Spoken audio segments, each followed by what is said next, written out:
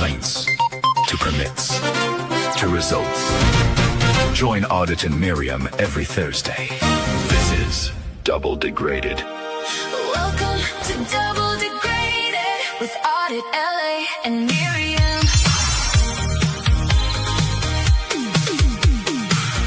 Double the truth, double the trouble. Welcome to Double Degraded with AuditLA and Miriam. Your weekly report, the story stated, shining a light.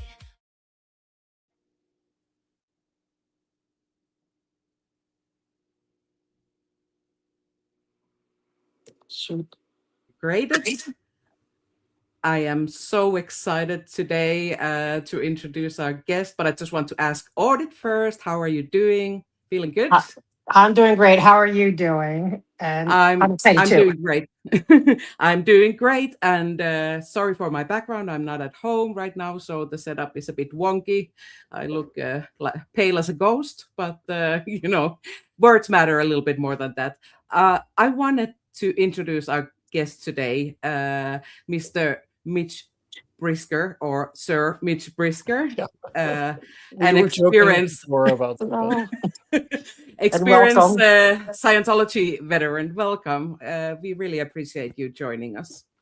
Yeah, no problem. I'm happy to catch up with you guys. I was getting a little, it was a little lonely in my undisclosed location, and when you invited me to come on, I thought, I don't really do this too much anymore because I've been super busy. But I'm always happy to speak with anybody. Anyways, I appreciate what you guys are doing, and I'm happy to contribute and give you anything experience that I can relate to you that might be helpful. Yeah. I think we're having some sound issues once again. I think StreamYard is playing tricks on AuditLA, so Steve will jump out and in again, and we hope that that issue is resolved. I have been seeing that happening recently, so it's not just us. Oh, really?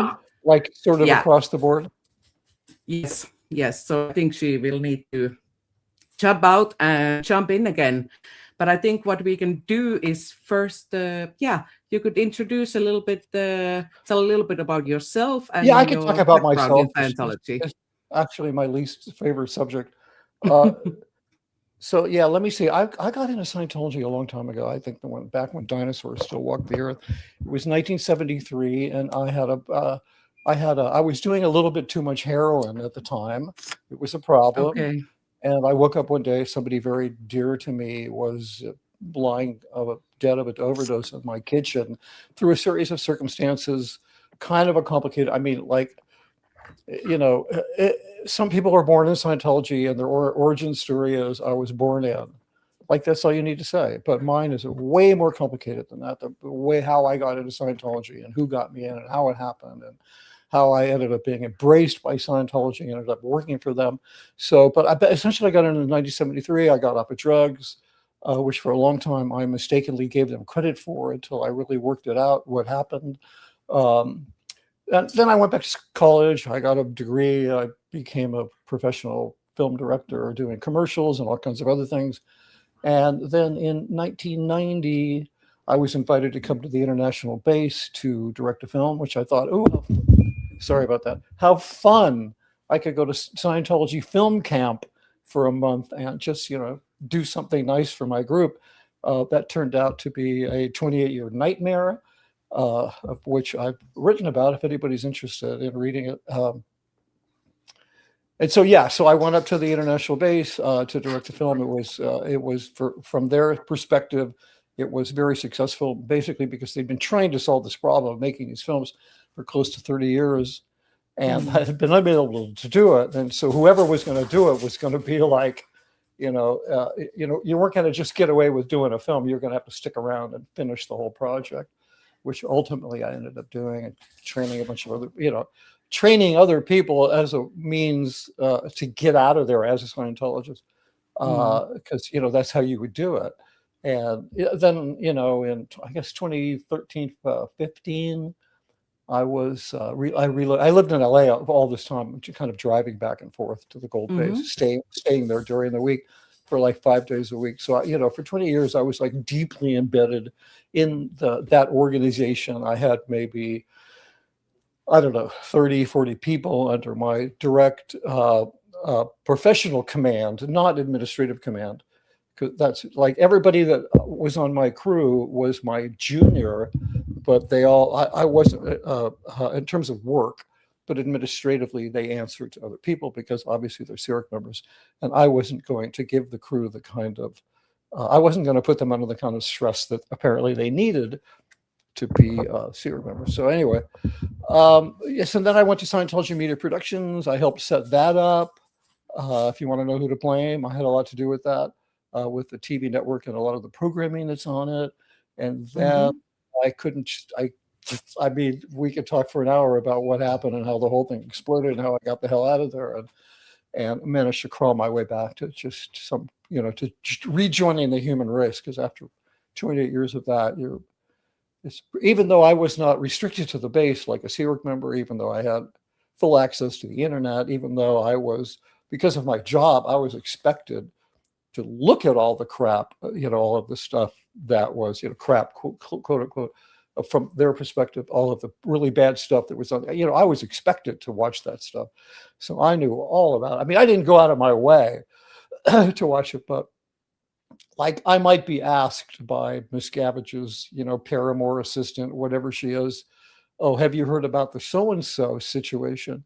And if I said, no, I never heard of it because it was something I would have had to have been looking at the internet for, I might be like blasted, like, what, you don't care about what's going on, you know, because I was a person that was expected to come up with a solution, not a black hat solution, not like, you know, let's go kill their dog, but like a video, a PR thing, a website, you know, something like that, which was not my original mission.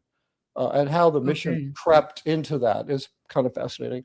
But that's the whole deal. But in the course of that, I spent a lot of time with David Miscavige, daily communication for many, many, many years, multiple times a day, in meetings, dispatches, and about films and about, you know, systems, meaning like the test center. People have probably looked in the door and seen all the public information displays. Like that was a project that I was the head of, you know, designing and deploying all those those displays all over the world, stuff like that. Film rooms, you know, I did the life exhibit, you know, the Hubbard Life Exhibition was one of the first projects I did, other than the films. And then I did the one that I'm most proud of, Psychiatry and Industry of Death. I did that whole museum. So I should do some more content on that because, you know, there's a virtual tour. A lot of people don't know it, but there's a really sophisticated virtual tour of that museum online. And anybody, I keep being kind of shocked that I don't see content on it because I mean, yeah, I'm the person that should do it, but it's just such a rich vein. I mean, they're put it all out there. Like 90% of what's in that museum, I'm sorry, this is a sidebar, but 90% of what's in the museum is just the most utter, ridiculous, made up, anti, you know, psychiatric, you know, health care industry propaganda. And about 10% of it is true. And it's because every branch of medicine, if you go back 100 years, they were doing some pretty barbaric things. So, but anyway, so, you know, and in my work for CCHR, which I did a lot, you know, I would inadvertently interface with people from OSA because there is a very deep association between OSA and the Citizens Commission on Human Rights because the legality of making statements against the medical profession, any part of it, can land you in a lot of trouble. So they have lots of lawyers from OSA constantly, like, every word of every script I ever wrote for that museum was just really scrutinized to the nth degree. So I had a lot of interface with these guys there. I think there's even at least one person who's listed on the roster of being a staff member at Citizens Commission on Human Rights, which I know is not why we're here today to talk. But in case your viewers don't know, that's Scientology's mental health watchdog, which has the stated public purpose of reforming the mental health industry, which reforms are needed. There are things in that industry that are not good. There's a lot of really good things in the world of mental health and therapy, but there are some things, the use of restraints, the overdrugging of children. There's a lot of these things that are real problems and need to be reformed. What Scientology does is it shows them to you and says, give us money and we'll fix them. But it has no interest in fixing them. It has the only interest it has is that using that as a device for gaining donations, for virtue signaling on the behalf of victims, quote unquote victims of psychiatry, some of whom are real victims. I mean, there are people who are, picked up on civil commitments and have their children taken away. I mean, a lot of this stuff is true, but Scientology, they mix it up with they paint the entire industry as though that's it. So I think that's the minority of the industry is abusing. No, absolutely, people. No, absolutely. It's absolutely the minority. It's hear me out. I'm very pro mental health industry, and they've made a lot of strides. And just from my own personal experience, the way that especially therapy has begun to intersect with Eastern thought is really exciting. I mean, there's a lot of interesting stuff going on out there. So I am not, what I am against is fake virtue signaling that you are a mental health watchdog when your actual intention is to destroy the entire industry. Like if you read their charter, the Citizens Commission on Human Rights Charter, it is to make reforms in the field of mental health. But you go to the IS event and it's just going to be, everybody's going to get their pom-poms out and cheerlead for the utter destruction of the entire mental health industry. Exactly. So and that's the same for the Human Rights Commission as well. They are promoting human rights, but very few Sea Org members actually have human rights. Yeah, that's a joke. Yeah, I was there when that whole thing was created. I was actually supervised the making of all those films and the. Yeah. So, what I wanted to ask you, sorry for interrupting, is that no problem. We are hoping to get new audience, and we want to be as accommodating for new audience as possible. People talk a lot about the billion-year contract. What kind of contract did you have with Scientology? Oh, that's really funny. I had a fuck you, pay me contract. Okay. I'm sorry. I hope I didn't swear too soon into your stream. It doesn't matter. I didn't have a contract with them in terms of a commitment to work. I had what was called a compensation agreement, which means if I do this work, I get paid this. That was it. I had no other contract. So basically, as a contractor basis, that. Oh yeah, totally. I was completely hired as an independent contractor, but the thing is, the tricky thing about that is because of the ecclesiastical bond between myself and the church, because I was like in spite of all the cringiness that a lot of us really recognize, like, we're sitting there going, really? You want me to stand up and go hip, hip, hooray to that fat fuck up there? I mean, you're having this thought in the back of your mind, but still you're committed. It's a very bizarre thing. But even though I didn't have a billion-year, any kind of 5-year, billion-year, whatever contract, I had the bondage, that the ecclesiastical bond is what you would call it. And it's like, once you believe that stuff, you're in. I mean, it's pretty crazy. Yeah. It's one of the reasons I wrote a book, is to help me understand it and to help other people understand it. And I'm not pushing the book, and I'm not just here to try to sell a book and make money. As a matter of fact, if you want to read my book and you can't afford it, $14 for a Kindle, send your email address to Scientology, the big lie at gmail.com, and I'll mail you a Kindle copy. You can read it for free, but please be honest about it. Like, if you, the reason I say that is somebody wrote me and they're like, I can't afford fuel oil right now, but I really want to read your book. I'm like, whoa, I'll send it to you, because I'm not going to be like, well, okay, when you get your house warm, I look forward to you being a customer. It's not like that at all. it's not that there's a lot of great new information in there, but there's the experience of one person who was a deeply embedded and an observer for decades. And also because I did all the technical training films, so I had to do these very deep studies of Hubbard's work to interpret it onto film. Like, he'd written these scripts, but then I had to study every relevant reference to that film.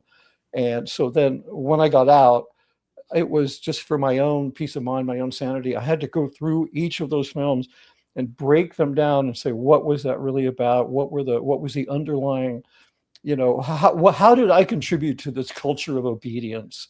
Like, what was it? How did I contribute to this culture of why you believe that turning people into the civil authorities is wrong because you're destroying their chance to ever receive Scientology? Like, how did I contribute? How did these films contribute to that? Anyway, so, and I put a lot of that in the book. There's a lot of kind of, the kind of, oh, look, the person who made the sausage is going to give us the recipe and tell us, why it appeals to people and what its purpose was. But it was all indoctrination. It was all to create a culture, because the films in Scientology really set Scientology apart from other cults in that they indoctrinate people into what being in Scientology should look like, how you should act towards one another.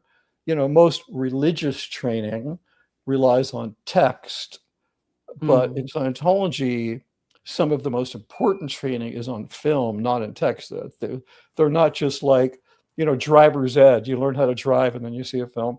It's the core lessons that don't exist anywhere else are in those films. So I felt a responsibility when I left, like, no, I gotta sit down and write some of this shit down. Absolutely. It helped you also processing your experience. And I'm sharing your channel here, and Kelly said that you are also reading your book on your channel. Oh. And I expect you have also a lot of other content here that is regarding your experience in Scientology. Yeah, I mean, I'm not really active right now. If people like, this is fine. I'm intending to do some content at some time. I really like to. Pretty much every day I go ooh, and I sit down and I write a note, and I'm like, yeah, I got to do that. But I just been involved with other projects and other things, and my basic personal feeling about leaving Scientology, especially at the level where I left it at, not just, I got up to OT5, I stopped there, thank God. But also the fact that I was at the, I don't want to say I was at the level because I was not an executive. I was not, but I was flying private jets to London to England for the IS event with David Miscavige. So, and I was in these meetings and really saw a lot of stuff. So, some people get criticized for not like speaking out, but my own personal view is if you really saw something, then on your way out, you should say what it is, and then you can continue on with your life. You don't have to dedicate your life to, you just don't. It's whatever you need to do. I needed to write a book. I didn't really originally, I don't think I even was writing it to publish it. I was just, I got to get this down. People read some of it, and then it was like, oh, you should publish this. And then I kind of started organizing the whole thing more as a book. So, and I'd never written a book. I'd written a lot, but not that kind of work. Absolutely. So anyway, I will share your book here as well. And I did a ton of content. There's probably 150, 200 videos on there. And I just kind of bailed because it was also, I didn't feel comfortable in the community. I think it's easier for you guys. You were never in. And I personally have a high degree of respect and faith in the people who come together that were never in Scientology, because you don't have that mental friction. It's I don't know how to describe it, but it's almost like you have a much more objective perspective on what is happening in Scientology that just should not be happening. So, but there was so much friction in the quote unquote, ex-Scientology community, especially on YouTube. I just found it like intolerable. Like you had to either ignore that there were sides, which made you look like you didn't give a crap, or you had to pick a side. And it was really dumb. It was so culty. It was just like, Scientology needs enemies. And these people on YouTube, the former Scientologists, they needed enemies.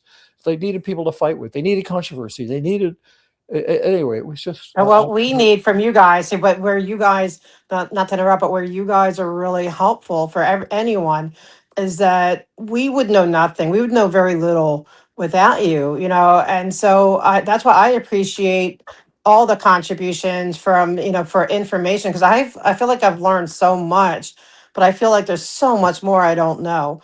And because never being in, it's like, it's so much, it's so, a lot of it is just hard to wrap your brain around. But then when Yeah. you start hearing it consistently through different people, regardless of all the, the drama and all that stuff, but when you start hearing the same thing over and over again, okay, that actually helps us, because then I can go into a meeting and say, to a police commission and say, look, this is, the people are saying the same thing over and over again, even if they're like, throwing mud at each other. It doesn't matter. It's consistent. And that holds a lot of weight with, when you're hearing a consistency. And that's one of the arguments I actually use all the time, is that this is a consistent theme Yeah. regardless. And so we need, it's like, I think everyone needs each other, right? Because everyone who was in Scientology maybe didn't have as much access to the outside world. I mean, you did more, but like, say if you're in, but for those of us who didn't have access to the inside world, I think it's the perfect match, and we should all just try to Yeah. come together where we can and just get this thing, whether it's exposure, getting it their tax exempt status, whatever it is we can do to make life better, that there won't be any more victims of Scientology at some point. That's like where my head's at. But I'm, Yeah. I feel like with you, Mitch, I feel, because we've had a couple conversations, I feel Right. like we could have you on like 20 hours and we won't even scratch the Yeah. surface. You're so Yeah. fascinating and Yeah, and absolutely. And I agree with Audit also, because we are here to end the abuse, not to argue with other people, and we try and No. stay Hold on. Let me clarify one thing. Mm. So that wasn't a criticism of those people. I was explaining why I'm not active anymore. Yeah, I no, understand.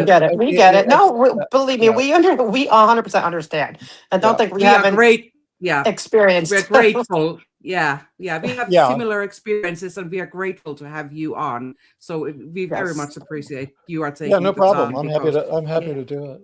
And you have so many Yeah. fascinating, because we're talking about, I don't know when you're ready, but because I have a million questions, because you touched on certain things that I'm like, some of I call them the crowd favorites. And I know you want to show us book, or can I just go dive in? Because I'm like raring to go asking these questions.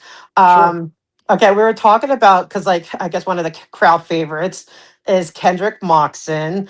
And he's an interesting character for anyone who doesn't know, because sometimes might have new people and like, who's Kendrick Moxon? Can you explain who Kendrick Moxon is? And then you told me some interesting things, because I guess this is where the people who are in, especially at what you were doing, Yeah. can teach us never ends, because I really thought that I knew that he had babysitters, like I knew there's something wrong, but I just thought he's a kind of esteemed, like, big name in Scientology. So if you could tell us who he is, and if you can elaborate, on anything about him that you would like to, I'd appreciate it. We would Yeah. appreciate it. I don't usually like, what did Eleanor Roosevelt say? She said, small minds talk about people and big minds talk about ideas. But in this case, There's exceptions every now and then, I'll Eleanor Roosevelt. I'll make an exception. Kendrick Moxon, he's a person that I think I just have mostly pity for. For one thing, let's rank him in the world of Scientology lawyers. He's the bottom man on the totem pole. Okay, this is the guy that gets to go handle the fucking parking violations. Okay, this is like, and if you go and you look at I mean, my advice to you is, Joe, they're harassing the hell out of you because you're trying to expose them. I would just ignore him, because he's like nobody, and he's just going to overstep at some point and just do something really stupid, and which is reportable to the Bar Association or maybe get disbarred. But he's not a very highly placed person. I mean, he's actually very lowly placed. He's just in the PAC LA area. Like if you look at the high profile cases, Danny Masterson, or with the lawsuit going on with Leah Remini, or probably all the way back to in early 90s, you won't see Kendrick Moxon's name on any of those cases. He's just the local little guy. The thing to understand about OSA and about that culture, which I observed personally, this is not something that I heard or maybe read on, in a chat room or on Reddit, but what I personally experienced was, of all of the people that I've seen personally witness David Miscavige verbally brutalizing, the top three would be Kendrick Moxon is in those top three. I was never in the presence of those two men, which I was a number of times when David Miscavige was not ripping him a new one. And then because Miscavige, he loves to triangulate, like he cannot help himself. He wants to have someone else around so he can turn to them and say, yeah, you know what I mean, Mitch? This guy is a total a-hole. Like he'll just bring you in. It's called triangulation. It's something that kind of psychopathic, sociopathic, narcissistic, whatever you want to call it, behavior style. They love to bring people in and triangulate. I mean, and I got triangulated in the worst way and a number of times, and you're completely innocent and just, you're like, oh my God, I'm in the proximity of the shit hitting the fan, and you're getting like splattered with some of it. So, but Kendrick Moxon is definitely, in my opinion, in my personal experience, having witnessed it, really kind of a whipping boy for David Miscavige. And I wouldn't think of him as anything else. If he's like sending you guys some kind of legal threat, you go, oh, the whipping boy reached out to us again, because it really is nothing more than that. I mean, you have the law, you guys are, Joe, you're a community activist. You're going down there, you're doing the work, you're saying, look, this is not right. Then Mr. Whipping Boy is like, because he's like living in fear. Like, so that's one thing to understand about the culture. And I can further amplify this. I remember and it's not just him, it's all of OSA. David Miscavige cannot stand anybody in OSA. From my observation, he dislikes every Sea Org member on the planet. There might be some cadre, some core group working around him at any given time. And for 10 minutes, they're the chosen ones, but they're all going to get busted. And they're going to get recycled onto what they call the decks, which is kind of an RPF light, because they're going to pull you out of it as soon as they need you. So those people, and they just live in fear, like they want to hang on to that position that they have. But he doesn't like any of those people. I don't think he likes anybody but his concubine, Tom Cruise, and a few very wealthy Scientologists that's and then he's a sociopath. He can be charming and, but boy, that mask comes off and it is like, people don't realize this guy, I don't know what it is, for all his diminutive stature, he has a voice that is so deep and so resonant and can literally pierce your bones when he starts screaming at somebody. And there's a lot of staff under him that try to emulate that sort of personality style, because that's the winning personality style. But I think it's really important to understand that OSA's like this clown car that lives in absolute fear of the tyranny of David Miscavige. Like they just live in fear. You have to understand that. And I'm going to give you a really good example of that. And then you've got the number, something like 120 law firms. I don't remember the exact number that I read that Scientology has or is alleged to have, I don't know, across, the country, on retainer law firms. And so that's when all of the heavy duty OSA stuff that you're thinking about, it's not OSA. They're just shuffling papers around and doing court shit or whatever. It's the law firms and their PIs and all of the people that are under Miscavige's direct, he's paying them just tons of money. Like, it's insane amounts of money. And he has them under his direct control. And then OSA, they're a bunch of like I don't think, my own personal opinion is David Miscavige doesn't even consider that he is a Sea Org member. He thinks of himself, in my opinion, as like the commander in chief.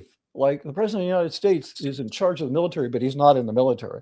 And so I think that's kind of the way Miscavige sees himself. But to further amplify this culture of fear that all of OSA lives under, this tyrannical, like, it's like some weird North Korean, like, oh my God, we could be put on rice and beans from now to eternity, like any second if we screw up. I was at a meeting in 2013. Miscavige left the international base. As far as I know, he's never been back there and never will go back there. He told me that he was leaving because too many people had effed him over. Like literally, that's a quote, which was very strange because, he'd locked 200 people up or whatever in the hole for years. And now he's, so when I heard him say that, I went, oh yeah, you're worried that one of those people is going to like they're going to lose it and they're going to take you out. I mean, like who wants to live in an environment with, let's say, 300 or 400 people and about 200 of them might want to kill you because of how you treated them. So he left there. Mike Rinder told me that he was fearing an FBI raid, so probably both of those things are true. And so he went to LA and he set up shop prior to S&P opening up. He set up shop at ASI, where he's always had an office, and he used to be in charge of ASI.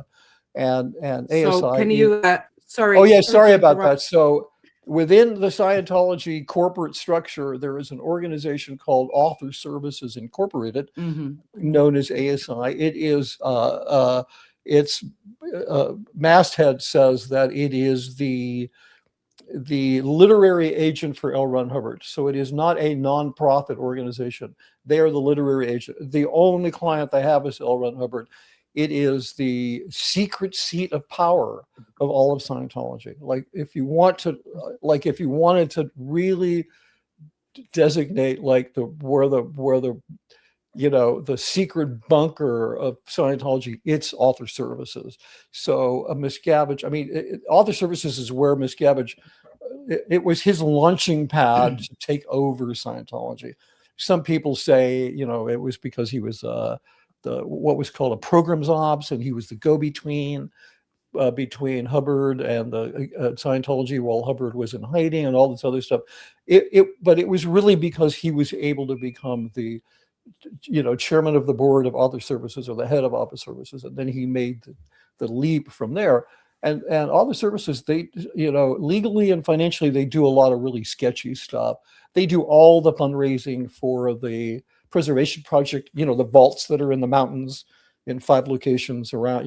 They raise all that money and they push the books and they do all that kind of stuff. So it's very posh. The offices are like, I'm sure that there is billion-dollar law firms in Manhattan that would look at the offices at ASI and go, I think we need a remodel, because they've got really it's a very posh place. And Can I interrupt you real quick and ask you, is Sure. that the building, because I believe that's where I was a few months ago. Is that the building that's on Hollywood Boulevard in La Brea? It's kind of like an old-fashioned building. Cherokee. It's actually Okay, like a block off of La Brea, right? Okay. Yeah. Is that the one called Hollywood Guarantee Building? No. That's the other way. That's the management building where Office of Special Affairs is. So Author Services is, it's on Hollywood Boulevard, a block east of La Brea. It's just a beautiful old building, like I guess a 4 or 5 story building. Next door is a beautiful piece of contemporary sort of, neo-Spanish, Mexican, Mediterranean architecture, which is where the Association for a Better Living and through Education is located. Right next door to Author Services is Able, right? So, and in case people don't know it, Scientology is the top landowner on Hollywood Boulevard. There is nobody owns more land than them. So anyway, he relocated to there, and then I was asked to relocate to LA. Well, I lived in LA, but I was, to work out of LA rather than working out of the gold base. And so on the Narconon program, they were going to redo the whole Narconon program. We could do an entire week of streams about the Narconon program. So I was down there for a meeting, and it just happened a few times, but I want to relate this one thing because it really sheds some light on this culture. So we're having a meeting. It was just me and him and his concubine. I refer to her as his concubine. I don't know what the hell she is. Hashtag the woman behind Shelise Miscavige's disappearance. I'm talking about Larisse Schuckenbach. I don't know what name she's going by now. This is the woman that supposedly David may or may not be having a relationship with. But it doesn't matter because he is having the kind of time he spends with her alone, whatever, in bedrooms overnight, is so forbidden in the Sea Org that even if all they're doing is playing footsie and reading each other bedtime stories, it's just really, it's just hypocrisy. So, but anyway, I'm down there working on, and I'm in the room, in the conference room at Author Services with Miscavige and his whatever, and just the three of us, and we're having a meeting about a film, and it's perfectly cordial because he can be that way. Because he needs me to do the work, so he's going to be whatever personality he needs to be at that given moment. And so the meeting, and so then I can see Lou, as we call her. She's standing at the door of the conference room. The conference room door is open, and she's looking at some people, and she's pointing at them, and she's being really cross. She's like, right? I can get all the body language. So there's a bunch of people out there, and there's some tension going on. So Miscavige, like, we're done with the meeting. I get up to go, and he said, no, don't go. I sit over here. So he wants me to sit on his side of the desk, like 2 seats down, not next to him. And then Lou is like at the door like this, come in, get in here. And all there's like 10 people, including Linda Hamill, who's like the head of OSA, and a bunch of top OSA executives. And they all shuffle in the room like little children that are being punished. And oh my God. And for the next 45 minutes, he just rips into them. Like it at a level of toxicity that is hard to imagine, just ripping into these people, the entire top brass at OSA. And the reason that I'm there is, again, because he loves to triangulate, because he knows that having me there, I'm not in the Sea Org. I'm just kind of the special projects guy who makes films for them. That is going to amplify their humiliation, because one of the things you get when you join the Sea Org is you automatically get placed above every public Scientologist, and you get placed above all of humanity as the most relevant people on earth. So the last thing you want is some public guy, sitting 2 seats down from David Miscavige while he's ripping you a new one. So anyway, that I think it's important for people to understand that. If people make fun about OSA or they talk about all the horrible things they do, but these are people that are, generally speaking, very emotionally dysregulated and operating out of the sheer panic that at any moment they're going to get busted. So is that why they're harder on, say going after critics and stuff? And that's why, like, some people are saying they're just a joke. Don't be, nervous, or other, there's this varying, or they be nervous. But is that the reason, like, they want to fix that so it doesn't go up to him? And also, could you also explain more? Because I know Linda Hamill's name. I think it's Linda Peters now. I think it just had a name change. But if you could, I don't know what you could tell me about if you know what she does in Sea Org, in OSA. But also, I'd like to know, does that make them more likely to, like we brought up, like, killing dogs or whatever? Yeah. I don't know that they're killing dogs anymore, but they definitely, I don't know what kind of things they do. They will kind of change their tactics over time. They've become, I think ever since they got tax exempt status and they have this huge windfall of money, they have a lot more money to spend on lawyers. And so I think that's the weapon of choice, is to tie people up in the courts. Because when you have a lot of money, you can tie people up and you can cause them to have to defend themselves and spend money. And they can keep that going forever with some people. So, but in terms of, I don't know what she does. I have to tell you, I don't know, because what they do is they go into meetings and Miscavige just tells them what to do and they go do it. But I was at plenty. Okay, so let me just back up. My my mission when I went to Gold had nothing to do with any of this stuff. But when Anonymous happened in 2008, then I got dragged into it because they needed to create content pushing against Anonymous. So then that's when I first met most of the lawyers or a couple of, the top lawyers. What's her name? The Dragon Lady. I can't think of it. Miscavige's personal lawyer. And when I met Kirsten Caetano and those different people who I had other dealings with in the future, but that's kind of how I got into the whole thing, was through that.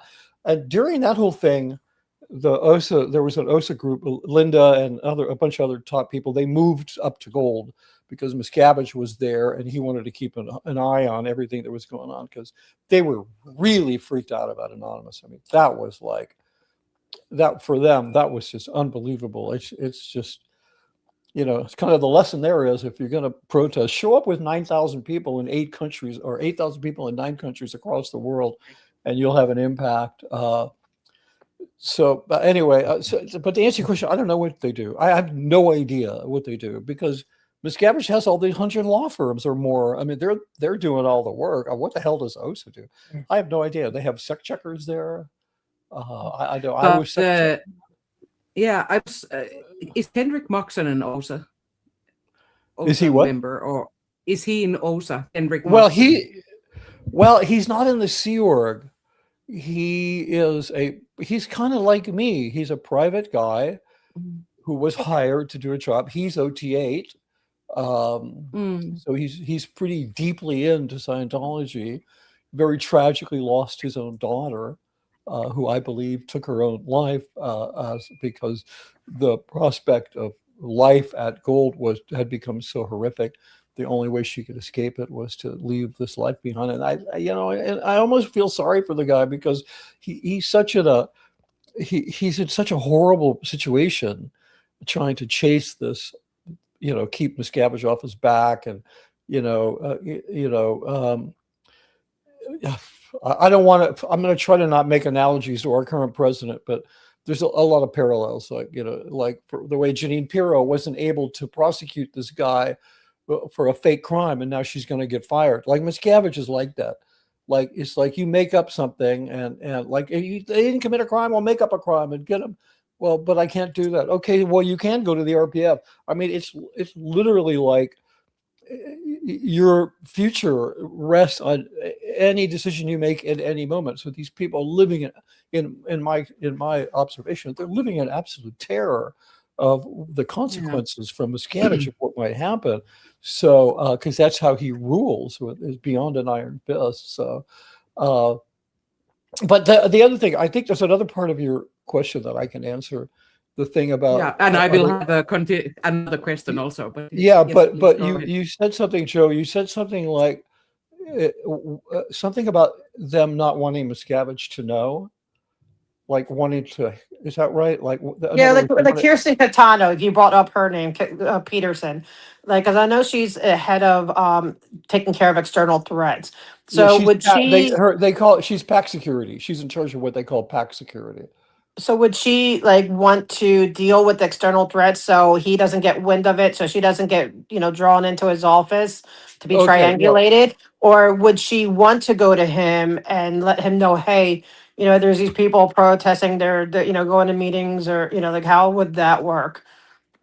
Wow, when I hear somebody say that's a great question, I always think they're buying time, but I have to tell you that is a great question, because the answer to that question, it sheds light on a very important aspect of the culture within Scientology organizationally, which I think a lot of people don't understand. There is a policy that Hubbard wrote. If any former Scientologist series members are watching this, I'm sure they'll know what I'm talking about. I don't remember the exact title of it. I think it's called What an Executive Wants on His Lines being lines of communication, like the things what an executive wants to receive from you. And this is a very strict and a very strongly mandated policy in Scientology. And here's how it works. If something is going on in your area, you are expected to handle it.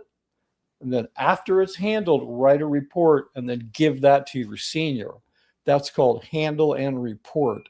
If you, like if you are the chaplain at CC in 2002 and you write a report to OSA that says, hey, we got a guy here, an actor, a celebrity, and he's drugging and essaying some of our students, and you would probably go to the RPF for not handling it and sending it up the lines.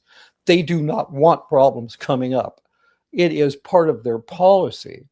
So not only does she not want, in the example that you gave, not only would Kirsten not want those security issues to go up the lines, she is expected by policy to make sure that they don't. Interesting. So she has a lot of a very high pressure position, which could make her act out in a manner that is illegal and unlawful, unwarranted, etc., to save her Well, own yeah. hide. Yeah, I mean, everybody has, I mean, I don't know what their boundaries are. I don't know where they draw a red line. I don't know what their red line is. Or if they even have a red line. If it's just, the red line is, well, Miscavige said to do it, so I'm going to do it. I've been ordered to do it, so I'm going to do it. And after all, he is the one that is saving Scientology for all of humanity. So it doesn't matter what he does, because he has that credential. So he can basically, get away with whatever he wants. The rules don't apply. Like he could consider to wear, he can, banish his wife, continue to wear his wedding ring, fly on a private jet with his assistant, spend the entire night in the bedroom with her, come out the next morning looking showered and freshly effed. And I'm not telling that I'm not telling it as somebody, yeah, okay. Well, okay, Yeah. so it's been verified. We have one person Yes. verification. Thank you very much. So, yeah, but he can get away with that. He can, and I'm not saying that like as a rumor. I was on the plane, like I saw that.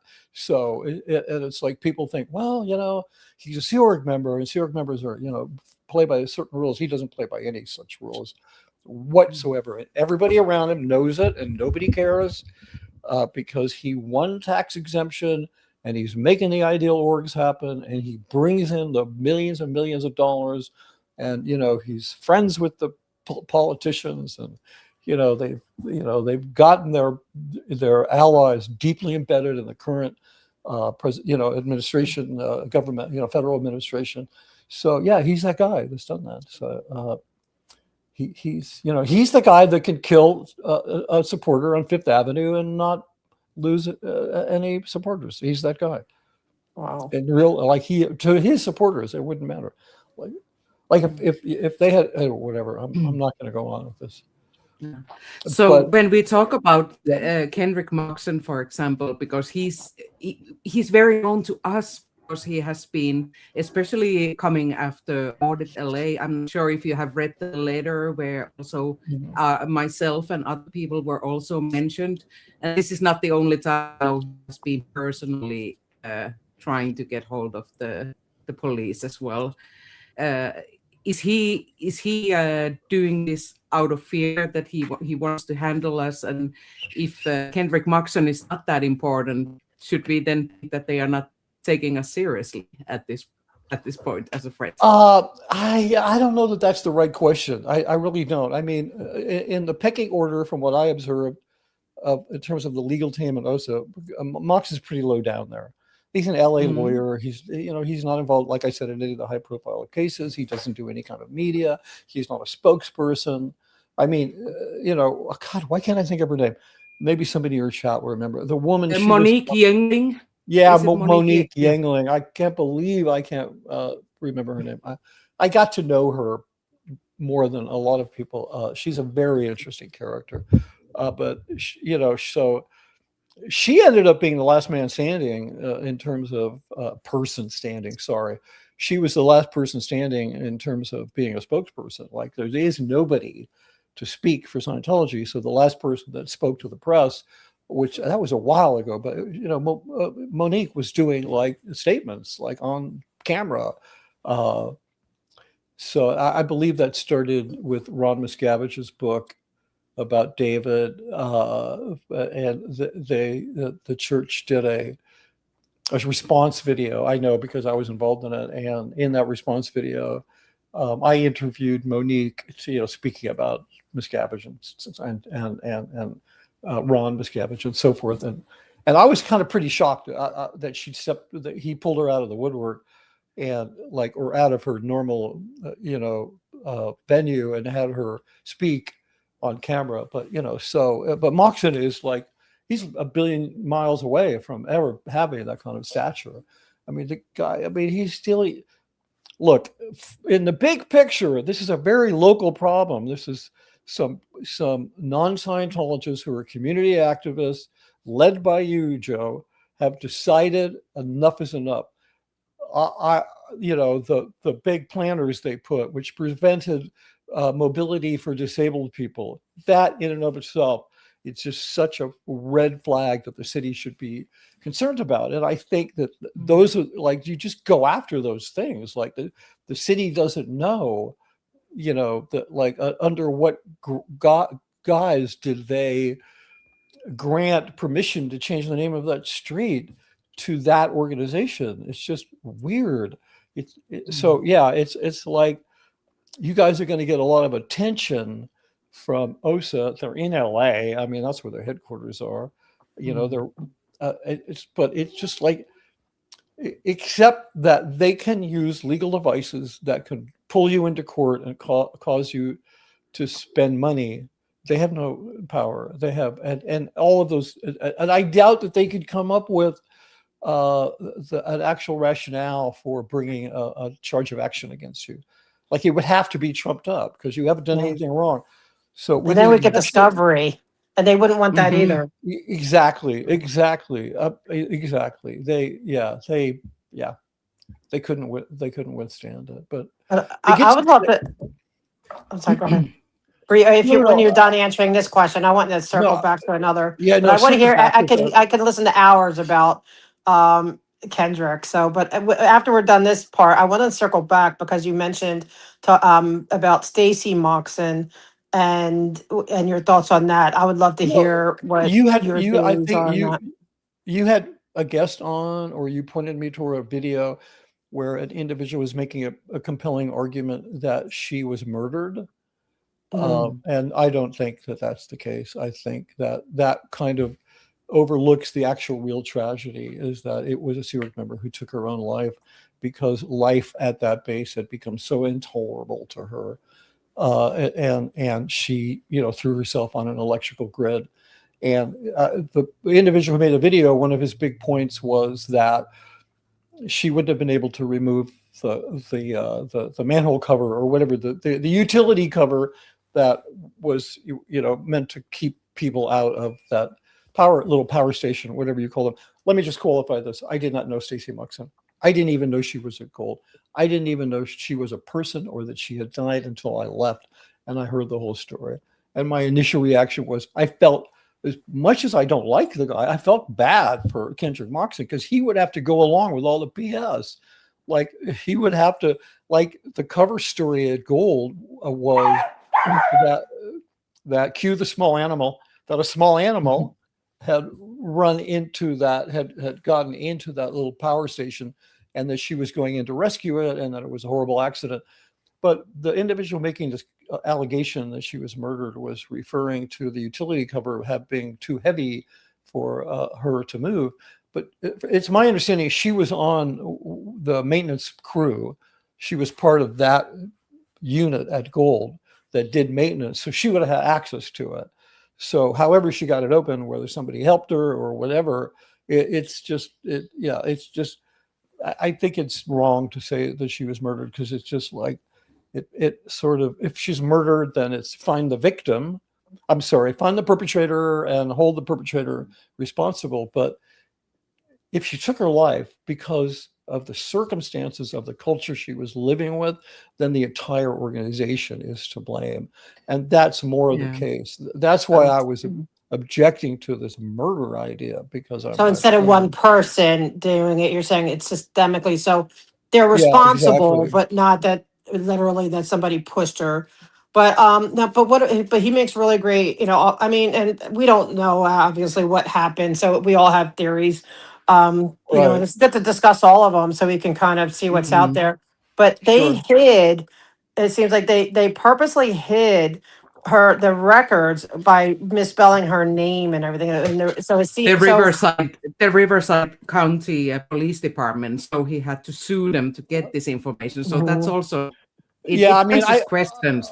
Yeah, I mean, I can't really speak to that. That to me is not a smoking gun that she was murdered. That it could have been a typo, because I don't know. You ever been to Riverside? It's like the Riverside PD ain't the sharpest knives in the drawer. I mean, that area, Riverside and especially San Bernardino, these are two of the most corrupt counties in all of California. Like San Bernardino is #1 most corrupt county in all of Southern California. But would they want to cover up a suicide as well? Like if there was some kind of like... Oh yeah, absolutely. Well, no, absolutely. They would cover it up. No, okay, look. Okay, so getting back to this relates back to Kirsten Caetano. I had a personal experience where, and I'm not going to get into specifics on this, but where an individual who had tried to take their own life, and then the organization was like, oh my God, we've got to find out what's wrong with them. Maybe they're going crazy because they have a medical problem. They'll do this. Okay, they're not as freaky. They're not medical treatment adverse. They're just adverse to normal medical treatment. Okay, so, and to playing by the rules. So they need to find a doctor who is not going, they can trust them not to fulfill their mandate as a reporter, a mandated reporter, right? So they need to find out, make sure if the doctor is going to examine this person, that if they pick up any signs of abuse, that they're not going to report it. And so Kirsten Caetano, that would be one of the assignments she would get. And I know this because I saw her get one of those jobs, to go and vet the doctor to make sure the doctor would break the law and break their oath of whatever of their position to be a mandated reporter, which I think is more of a legal thing than an ethical thing. And so in terms of lawlessness, that's an example of it. But it's, the thing is, I just got to say this: Scientology is not the mafia. The mafia knows they're the mafia. They're like, this is our life. We have chosen it. We are criminals. This is what we do. Scientology does all this stuff. I mean, they are a criminal organization, but they don't do it like the mafia because they've decided to be criminals. They do it because they honestly believe it's the only way that, we can save humanity. And that's the real tragedy of what you're dealing with. So they become like Kirsten, because to me she seems like a criminal. I mean, and I would, without being proven otherwise, that's what you would say. But it's more because what you're saying is that it's because she's a true believer. Yeah. And then maybe add the fear of not wanting to, get in trouble or whatever, that they become criminals and maybe would drown a dog or, whatever it is that they do because of true belief, not just like criminal intent, like a mafia. Does that? Exactly. Okay. Yeah, exactly. Yeah, exactly. Like, yeah. And so also there's, you get into this really extreme level of cognitive dissonance because, you get somebody like, I do believe that in the same way Hubbard eventually became a true believer in his own stuff. David Miscavige is very deeply embedded in these ideas. I mean, I had personal conversations with him where he talked about, coming back and remembering everything. Like he was really like, he had no reason to lie up to me. It's just nobody else was in the room. We're just having a conversation. And he would ask me these insane questions. Like, I think one of the crazy ones, he said, do you think with a voice in your head? And I went, yeah. And he says, I don't have that. Anyway, I found out later, I thought it was a sociopath thing, but some people don't have an inner voice. It's nothing good or bad or whatever, but we would have those kinds of conversations. And in those conversations, it was really obvious to me that this guy was not sitting there going, Jesus, how could I bilk the public out of money? It's like, no, we're on a kamikaze run to save humanity from extinction. I mean, this is like what you're dealing with, an extremist group. It's a criminal organization, but it's an extremist group. But do you think he's also blinded by money? Like, say he has, like, I could see him having beliefs because obviously he does, but then also like that he found a way to get so much power and money and be able, if you're a sociopath, you need victims. So he has an endless supply of Sea Org victims. Yeah. Like, could he, what do you think about that? About what? Is he driven by money? Yeah, money, power, and and then maybe believing in the philosophy that it's, say if you took away the power and the money, would he still be a wholehearted believer, or is it more about the power and the money with, a little dash of believing in it? I don't know, but you're asking me to get inside of the head of a person who I think is really True. absolutely put together, not right. Like they're just something happened, I mean, I think had a lot to do with his father. I don't want to disrespect the dead, but I mean, the guy raised a monster, and I didn't particularly get along with him. I mean, I pretended to get along with, but I had to work with his dad a lot because he was a musician, and they assigned him to scoring films, and he was just horrible at it, which is kind of a thing the Sea Org does. They put people on jobs that they're not suited for, and then they punish them for not being able to do them. But That seems cool. But it would make sense that he would, you want to, help his family or use his family. But that you're speaking of doing movies, I would also love to hear more about when you switch over to, like they finally came, the filming came to LA, right? Because they bought that studio. And I know they got a lot of film permits now. They're doing a lot of filming in the streets yeah, of LA. that's Do you not, know much about that? yeah, I know quite a bit about it. Scientology Media Productions is an adjunct to their media efforts. It did not replace Golden Era Productions. Their Golden Era Productions is still responsible for making. If you look at the TV station, which I recommend people do, I urge people to go who have an interest, go and watch Scientology content. Like I've done some content on the content that's on there. I've done content about SMP. I've done content about content that I did for both Gold and for SMP. But if you watch the content, you'll see basically it's all just fluff. It's all like an infomercial. Like when they cut to an ad, because they try to structure their programming like a cable station that has ads. So they want to have ads, but their ads are for them. So it's really weird. But you'll see basically two kinds of programming. You'll see this episodic programming like Meet a Scientologist, I'm a Scientologist, Inside Scientology, these kind of episodic things. And then you'll see films that are maybe based on an essay by L. Ron Hubbard or, something he wrote. The films are all done at Gold. The other sort of more broadcast programming is done at SMP. So the whole reason Miscavige moved or established SMP was to produce events. That's the sole reason that they did it, not to make films. So because that's still being done at Gold. So it's like a lot of people were like, well, it was the end of Gold. Well, the people at Gold thought it was the end of Gold because they used to do the events and they would do films. I would do films. We would do films, and then they would do events. I'd go home and whatever, because I wasn't involved with the events. But so it's not the film permits. I'm glad you brought that up because a lot of those film permits are probably not SMP. They're Gold, because Gold, they shoot in LA, they shoot in San Diego. I mean, we and also here's working with the police. When you get a permit in LA, depending on the nature of the shoot and the size of the crew, you may need police and fire. So, and we would shoot in LA a lot, and we would shoot in LA a lot at night. And so we would always have at least 2 cops with us.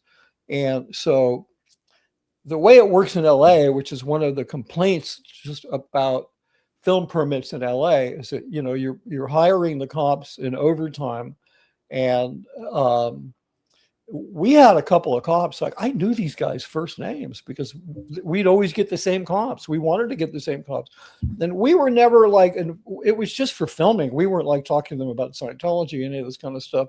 But there's this culture within the police, which I know about this as a fact, where they're allowed to do like work in overtime. Like they're allowed to do movie work. Like sometimes they can do it after work and overtime. They can do it during the day as regular work.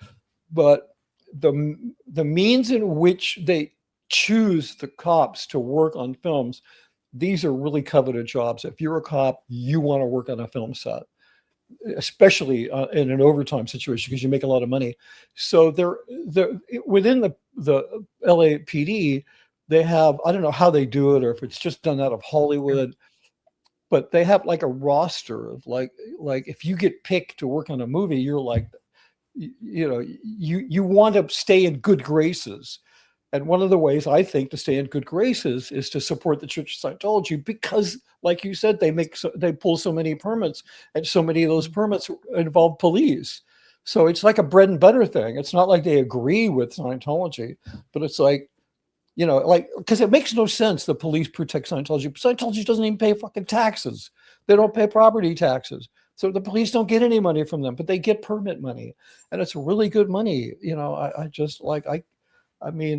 I spent 100 days at least at nights hanging out with cops that were paid for by the Church of Scientology. So I'm not sure I answered your question, but I think We did. It's just interesting because I'm just kind of newly delving into the film permits. And thankfully, with the special event permits, LAPD is no longer doing overtime for that. It's too problematic, I guess, because of all of us, making a big to do about it. And thankfully, that's ended. But they're still, I think they're required actually to use LAPD because it's through Film LA. And so yeah, no, I believe they're yeah, required to use LAPD at that point. So that's where I feel they're trying to really get the permits over there more. They get a lot of them, like you said. I like to look into whether it's SMP or gold, but but can I ask a question about that too?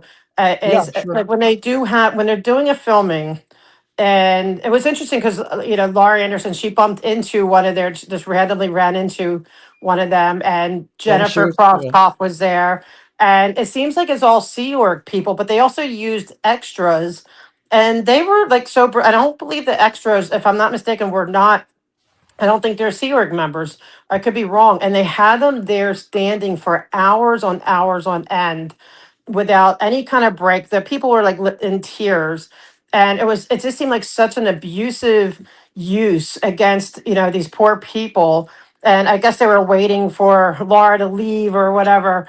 And even the cops intervened. There was nothing they could do because she has the freedom to be there. And so, Right. but they were so abusive. They wouldn't even let these people stop and say, okay, take a break, take five, here's some water, go to the bathroom or anything for hours. And Yeah. so Yeah. did you see like that kind of abusiveness? I guess, I don't know, I'm more, Well, no, I'm not going to just say yes. There's that. I can tell you what my personal experience is. Okay, so for one thing, I don't think any of the the situations you're describing, that's not SMP. They don't know how to do that. They're not filmmakers. They do documentaries. If they're going to do something in LA, it's probably not going to be on the street. That very much sounds like Golden Era Productions. They have the equipment and they have the manpower and they have the skill and they have digital cinema cameras, which S&P does too, but they just don't really use them, not for making films. There's a very clear distinction between those organizations, is that Gold makes films, like film Mick type stuff, and that S&P does broadcast type stuff and produces the events. Okay, so the crew, except in my case, are all Sea Org. The main director of Gold is now a Sea Org member, somebody that I trained over 7 years because I really, really wanted someone to take over so I could get the hell out of there. Back when I thought that was the proper exit path as a Scientologist, was to get yourself replaced, because that's very much a Scientology policy, is you don't take another job. And, if you're going to leave a job, you got to get yourself replaced. They kind of make you handle that. They're all Sea Org. The extras, none of the extras are going to be, they're all going to be hired through the Screen Actors Guild. They're all going to be paid whatever the minimum is. They have to follow California state labor laws. They have to follow the bylaws of the Screen Actors Guild in terms of extring, how you handle background artists. If they don't, they're going to get fined. They're going to get trouble. So I think the thing you're talking about was something where it went bad, where it went off plan, because the worst, okay, here's the worst, and I did more shoots than anybody. I mean, maybe the guy I trained is catching up with me, but I did tons of these shoots, you know, shutting down the First Street Bridge and putting 200 people playing auditors on the bridge, walking in glorious sunlight and all the crazy stuff, but you know, like high ticket stuff. But the worst abuse I ever saw was they weren't providing dressing rooms and they weren't providing bathrooms. Like, I cannot tell you the number of times, like if it was a big shoot and there were a lot of people, they'd get a couple of motorhomes and they'd use that for a dressing room and they'd have at least that bathroom. You know, they'd run around and find out where all the Starbucks and McDonald's were, and they'd tell people. And if it was a small shoot, if there were only a few talent being hired, they may not do that. And so the talent would show up and they'd have them change, some female talent changing in the back of a grip truck. You know, they closed the door and somebody would make sure no one went in there. And it was, to me, it was just incredibly embarrassing because it was such an unprofessional way to work. I cannot tell you the number of times I said to these actors that got hired, because they're like, "Where's the motorhome?" And I'm like, "It broke down. We're doing everything we can to get a replacement." You know, I mean, I would just lie constantly to these about those things, right? But you know, they do feed them.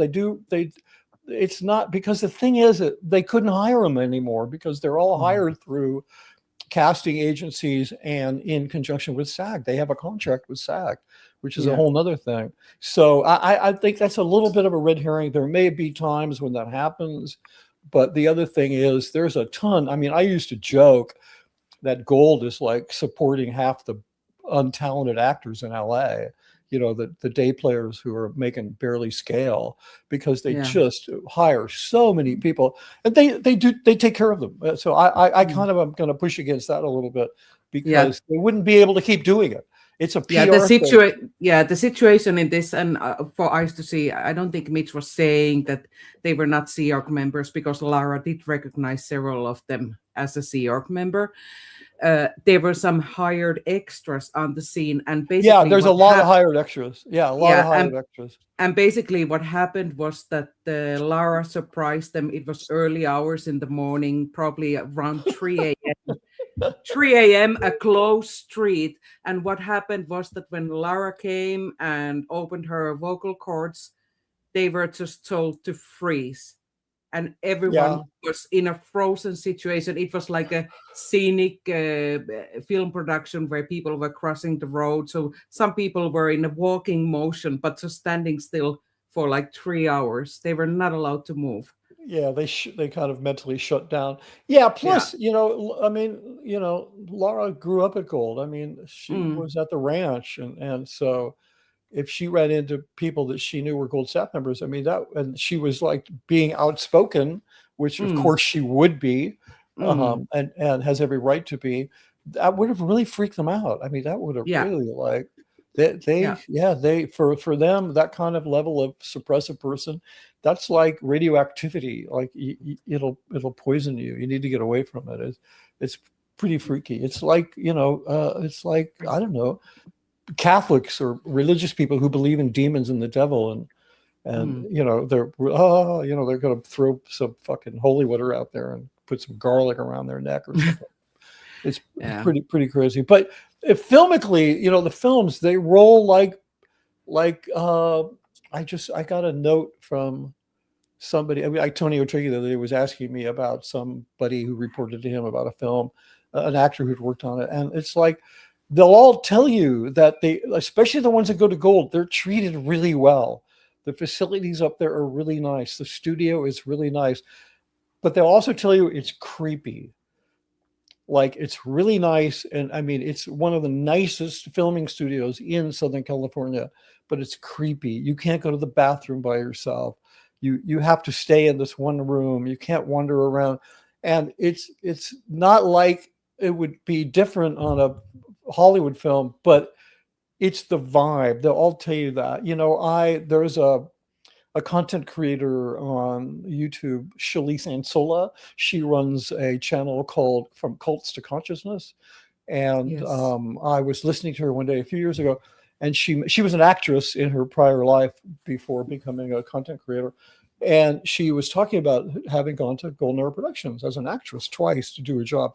I never met her because that was during the time when I was in LA that I spoke about earlier, when I was working with Miscavige on Narconon. But nonetheless, I was really fascinated to call her up, to talk to her. I got in touch with her. We did a stream together, mostly about the fact that, David Miscavige, in my observation, has been very inspired to follow the Mormon business plan of having an organization that relies on donations rather than selling things.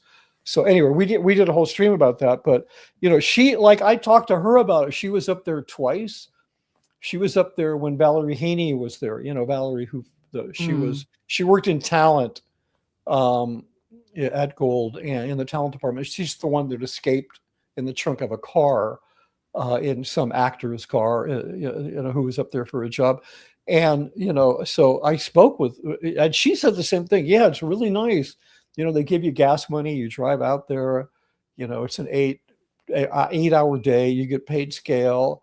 They feed you, they take breaks like per the mandated SAG schedule. Like you got to break them every so often for food, or you got to pay them more money.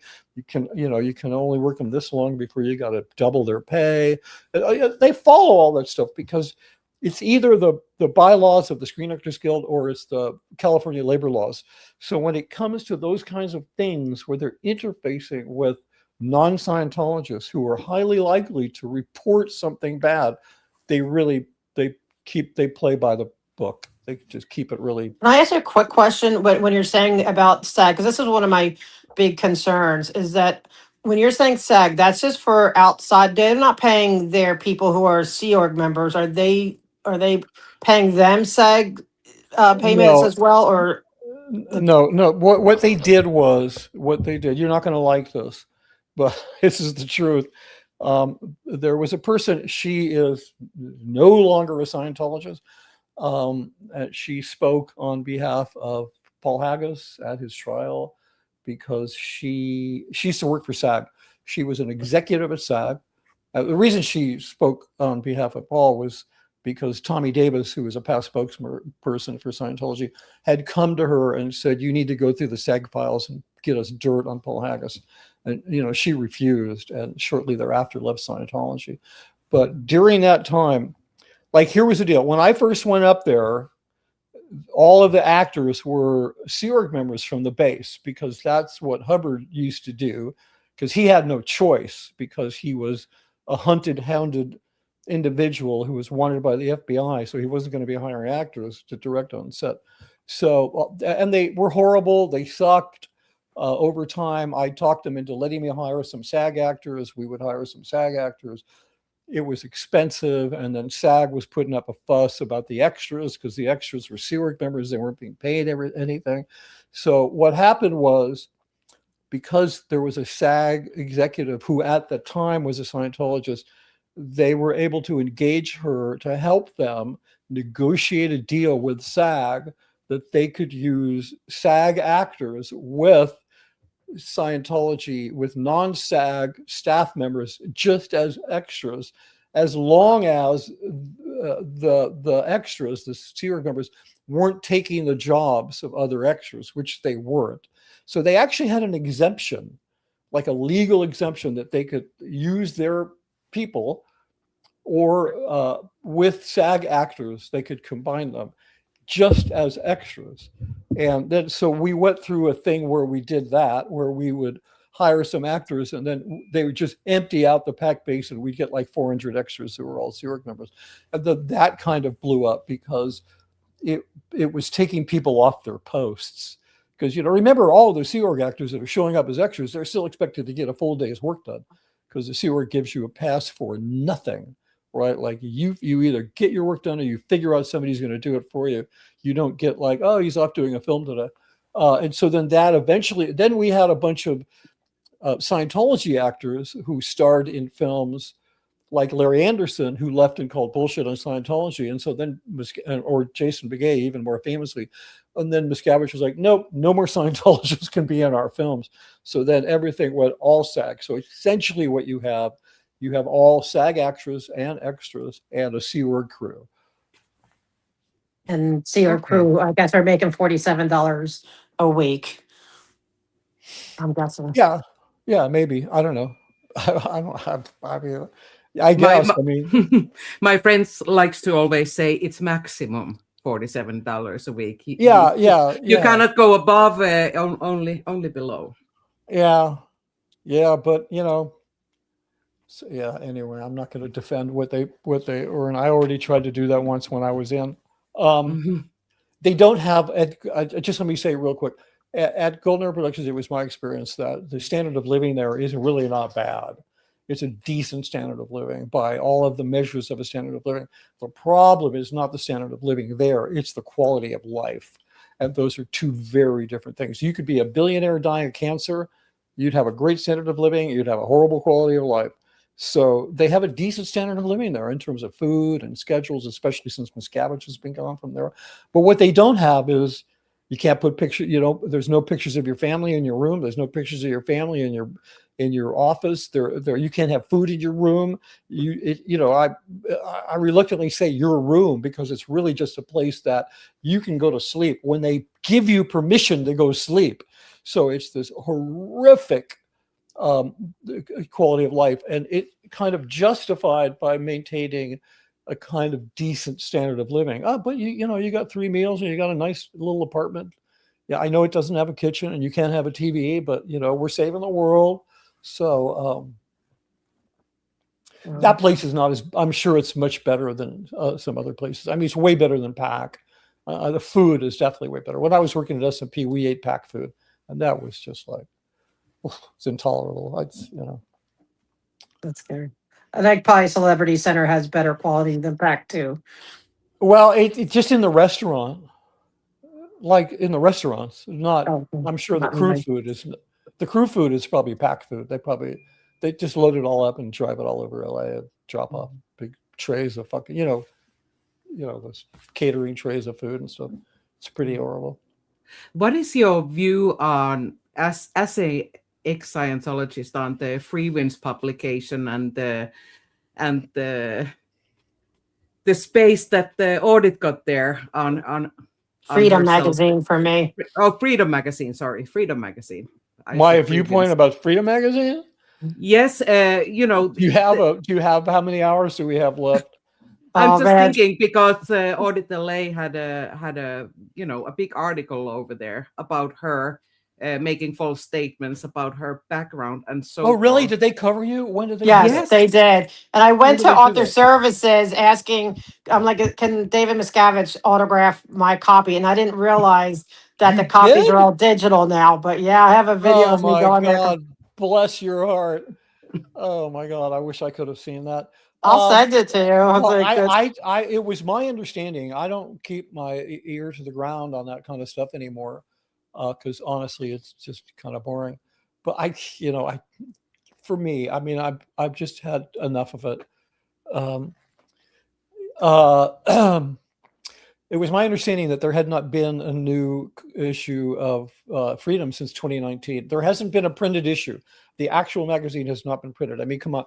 The facilities they have, by the way, SMP is where not just the events are produced, but all of the printed media is designed. All of the magazines, they bought the most sophisticated publishing software platform that money can't buy. They can make a magazine and then they can localize the magazine with a push button with any language in the world. They can easily tailor them for each org so they have control over all the messaging. So that's the other thing that SMP does. That's where Freedom Magazine comes out of. And that would have actually, when you went to ASI, how far did you get? You need I to get just in went the around, building. like there was somebody in the window who waved to me, and I'm like, and I was just having fun. Sometimes I like to go Yeah, but live, and I'm like, they didn't I let you just in the went around building. the block, like the one side that I went Oh, okay. down, like in front of it, because it's very gated, and then I went down the side street, a very interesting building, Yeah, it and is. It's a beautiful old Hollywood building. yeah. So yeah, people say you should be honored, but I'm like, I'm mad, and especially since there was defamation in it, and so, and they also had me on stand. There's stand league stuff and it's defamation. So I Yeah. confronted Kendrick Moxon at the AIS event last year, saying that you defamed me, and you need to watch yourself. And then he assaulted me in a courtroom too. I think your prediction of they're going to get themselves tripped up because they're stuck on stupid right now is probably pretty prophetic, if it's not Yeah, already. they're not going to be able to help themselves from overreaching at some point. Those Mm. people always do. But no, David Miscavige lived next door to ASI. Wow. Did you know that? No, it's still, or because I thought he was in Well, Florida, well, or no, does he he's in go back and LA. forth? Oh, I'm sure he goes back and forth. I mean, look, the entire the when I was working with them, his main office was at S&P. And he never went to the HGB because there were always process servers trying to process it, but serve him there. So he would, he would either be at ASI or he would be at S&P. And then there is what is the name of it? You can, oh man, I have video of it. I'll send it to you. It's where he lives. It's next door. They bought the whole building, beautiful old Spanish building, and they turned it into a compound. It's so gated and so many cameras. And I'm sure he stays there when he's out in LA. I mean, the events are produced, excuse me, the events are produced at S&P. So he would have to be in some kind of very close communication with them because they're producing the events and he micromanages the events. And they're not going to spend $100 million on a facility. Well, that's not true. They would that and then abandon it there's no way they're going to produce the events in Clearwater. And that is the number one thing that drives their income or events. I think the last I heard, God, this would be in like 2015, maybe. A guy named Dan Sherman, who was the L. Ron Hubbard biographer, who died a couple of years ago. He essentially was Miscavige's number one speechwriter, and they were putting him through a purification program because he got himself addicted to opiates. Yes, the L. Ron Hubbard biographer was an opiate addict.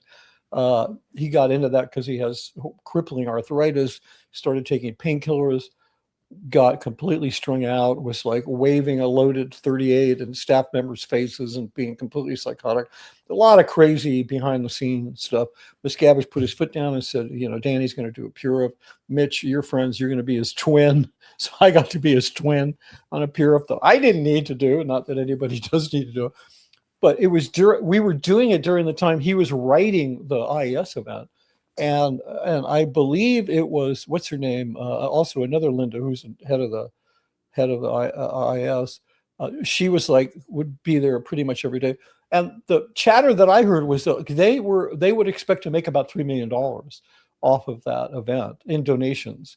So that's a pretty hefty 3 or 4 days worth of donations. So those events are super, super important to them. They make more money off the IIS event than any other event. Oh, wow. Yeah. But you were talking about Freedom Magazine. So Freedom Magazine is one of the things. It used to be at OSA, the actual unit, right? And then they moved it. It was a tug of war. There was a couple of tug of wars. There was one between S&P and Gold, and there was one between OSA and S&P. And the OSA S&P one was, where is Freedom Magazine going to be? Where are we going to locate them? Well, they were building just these beautiful offices at S&P for Freedom Magazine, and they had this incredibly potent, powerful magazine publishing software platform, and they have one of the world's grandest print-on-demand facilities in LA. So this is why I'm surprised that it's just digital, because they have the means to print this for nothing and to mail it for nothing. But for some reason, they don't do it anymore. I don't know why. So anyway, Freedom Magazine has traditionally always had outside journalists working for it. I don't know if you're aware of that. It's not just No. CERD members. Yeah, No. they've always hired outside journalists, and the reason they do this, if you go back, I'll see if I can. If you go back online, they're online. Look at some of the Freedom magazines prior to the one they did after. What do you call it? The big magazine, the one where they went after Marty and Mike Rinder and the Tampa Bay Times, or but they did the Freedom one after that. And so if you look at any earlier than that, you'll see there's a bunch of articles by journalists that are totally legit. There are ones about a drought and ones about a genocide, and one they're really legitimate articles done by legitimate journalists, like really good journalists. And and then they would do some stuff about Scientology's, what they call the social betterment campaigns, which are, like the Way to Happiness and literacy and the volunteer ministers. If you just look at Freedom Magazine, it was like a safe pointing rag, if you know what I mean. Like it was fully intended to safe point the public. Look at the good things we do. Like it was, they were so successful in that. There is a YouTube channel and a radio station you may be familiar with. It's called Democracy Now! It's run by a very, very famous journalist by the name of Amy Goodman. And in the 90s, Amy Goodman had two spokespersons from OSA talking about Freedom Magazine articles on her show. This is one of the most liberal, human rights oriented, legitimate shows of all time. So they really kind of pulled this off. Like they had this rag that made them look good. And then if you look at the post Tampa Bay Times story, Miscavige turned it into just like a beer bottle that he could throw at his enemies, right? So they would do an article about you. Like that's not in the public interest anymore. So he's kind of destroyed the original purpose of it. When I was working at S&P, there were 5 journalists there who were not Scientologists. I'm not going to mention their names because they do not. I don't know what they've signed, but 4 of the 5 quit. And I know this for a fact because the 2 most important ones I knew when I was there and was friendly with, and I have spoken with them since I left. And they both told me the same thing. They left because they could not stand David Miscavige. They did not want to work for him because, it used to be they were at OSA. Well, some of these guys weren't, they hadn't been hired yet. But Freedom was at OSA. David Miscavige was at the Gold Base, so they never had to interface. Now they're in the same office. He's just 1 floor up and a hallway down the hall, and they just didn't like him at all. So they quit. The one guy who didn't quit, he didn't quit because it's how he got his green card. He got a job with Scientology. He didn't want to go back to his country until he solved the problem. So Freedom's a disaster. S&P, I should say, the way that Miscavige sold it to the rich donors was that it was going to be Freedom Magazine on television. It was going to be Freedom TV. I have pictures. They're even on the Scientology channel website. I don't know why they haven't taken it down. There's little video clips that show a set with a couple of commentators, and there's a big, the set has big letters that says, Freedom TV. It just never happened, basically because who would watch it? But the whole reason that he started that was to go after his enemies. He's like, they go after me in the press. Well, I'm just going to have my own station and I'll go after them. He forgot to think about, but who's going to watch it? Only Scientologists are going to watch it. So how is that productively going to be you going after your enemies? You're like, you're just shouting inside of a bubble, inside of an echo chamber. Mm-hmm. So, I can tell you, this is, I'll tell you one story that I love this story. Okay, so I was, there was one particular guy, one of these journalists, who told me that another one of the ones who I had been quite friendly with, and this guy, I mean, there's a Wikipedia page on him. He's done some very notable things. He's done some very notable things in broadcast as a on-camera journalist himself. But I know he doesn't want to, whatever. So the one guy was, I reached out to him because I wanted confirmation on a story. I knew that he had left and I wanted confirmation on a story. And it's a long story. We can do another stream on it. It's a story about how OSA hired a writer to work for Freedom who was snorting cocaine in the bathroom at the HGB, right? And this was just not a good thing because the idea that David Miscavige would go in a meeting with somebody who had cocaine in his pocket, this is like, oh my God, no. So it's a whole long story. I'll tell you a little thing. I've written about it. I mean, I think I wrote, but so I talked to this guy to get confirmation. He's like, yeah, it happened, but I don't want to really out the guy because he had a problem and he's got help now and he's sober.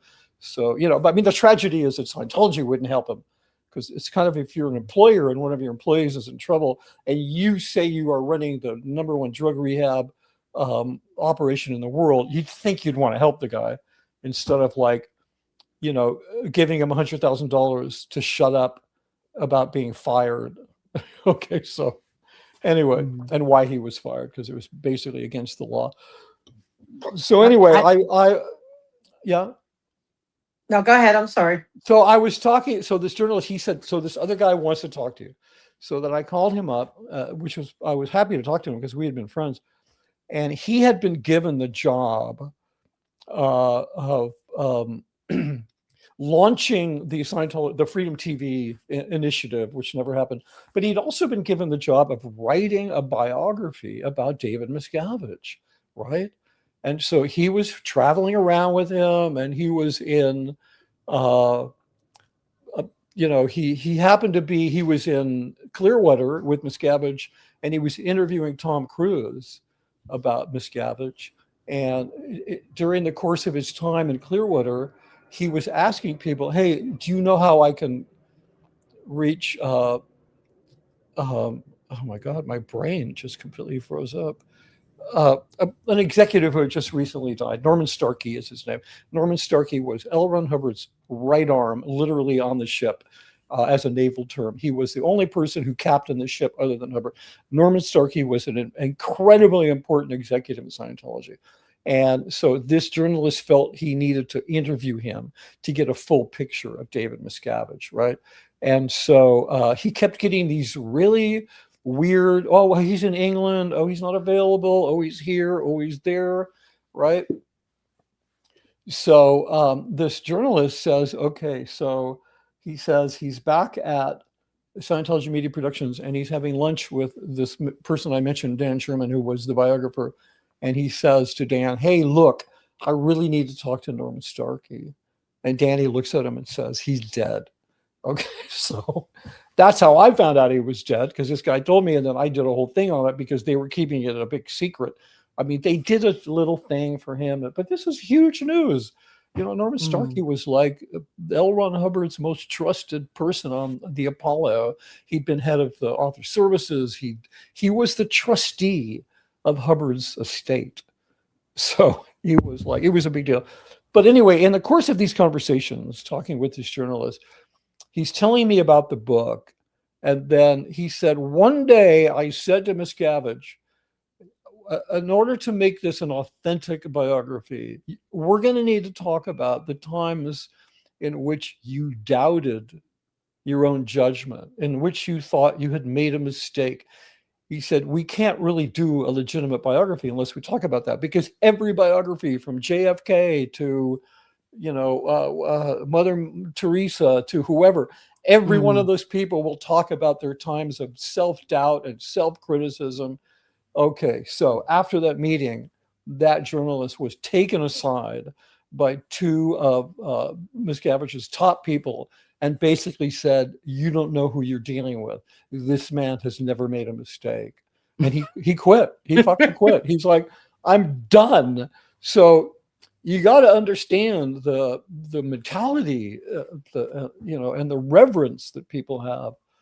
Yeah, there's some questions for you also. I have one more question before we go to those. And of course I'll check No with problem. audit as well.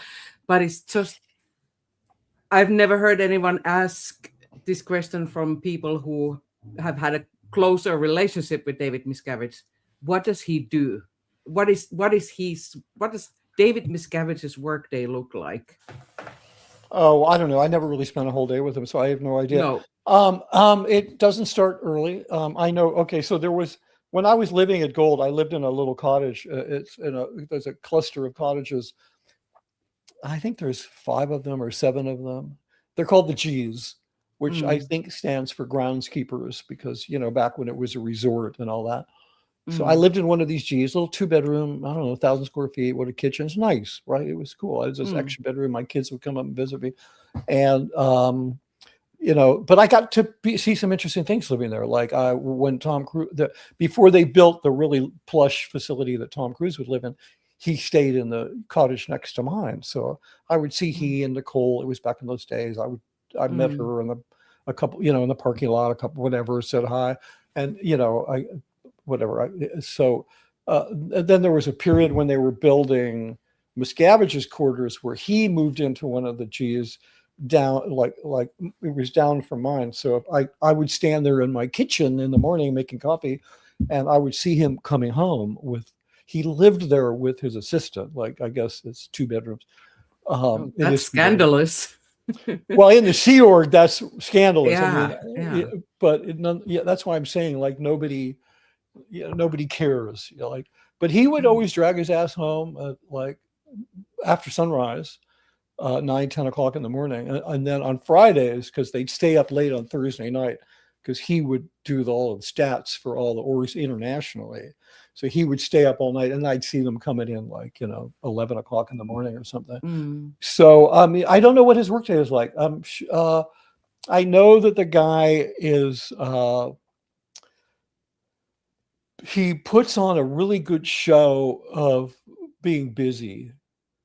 And I don't know how much work he does. I know because I was in a couple of meetings in the RTC conference room, which is a huge conference room. And all around the walls, there would always be boxes and boxes and boxes, bankers' boxes of things that he needed to go through. So I always was under the impression, wow, this guy does a lot of work. When I flew to England with him, we were on the plane. It was just me and the head of IAS, what's her name, and Janet, whatever, and what's her name? Janet Whelan? Yeah. She's a head. She was, Dave and his concubine in the aft bedroom all night, and that was that, and one staff member from Miscavige's staff, and then all of his other staff, they flew separately. We all landed at the little private air, the air area that where private jets land at Gatwick, or maybe it was Heathrow, I don't remember.